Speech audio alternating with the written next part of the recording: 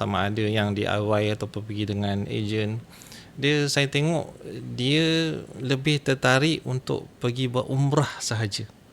Dia kadang-kadang package tu di Madinah sama ada tak pergi langsung ataupun dia pergi mungkin 1-2 hari sekadar melepaskan batuk di tangga. Jadi saya selalu sebut kepada jemaah, kalau kita lihatlah umrah kita tu, daripada niatnya, kemudian tawafnya, sa'inya, kemudian dengan cukur, dengan tahallulnya itu, siapa yang mengajar kita umrah tu sebenarnya? Siapa yang mengajar kita perbuat manasik umrah tu sendiri?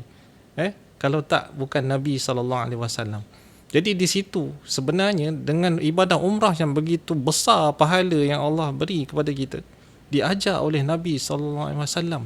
Kita patut banyak-banyak berterima kasih kepada Nabi SAW yang mengajar kita manasik umrah.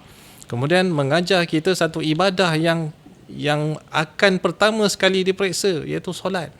Di akhirat kelak, Nabi mengajar kita untuk berkasih sayang sesama manusia. Kerana berkasih sayanglah kamu di antara manusia dan kamu akan dikasihi oleh yang di langit, kan? Dalam hadis Nabi SAW.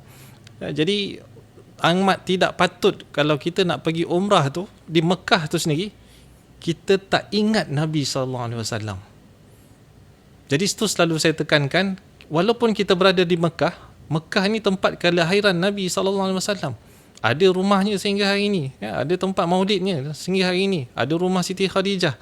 Kalau saya selalu bawa lah ke tempat Siti Khadijah, maulid Nabi, untuk kita ingatkan kepada jemaah bahawa bagaimana Nabi SAW ni sangat berjasa kepada kita, sangat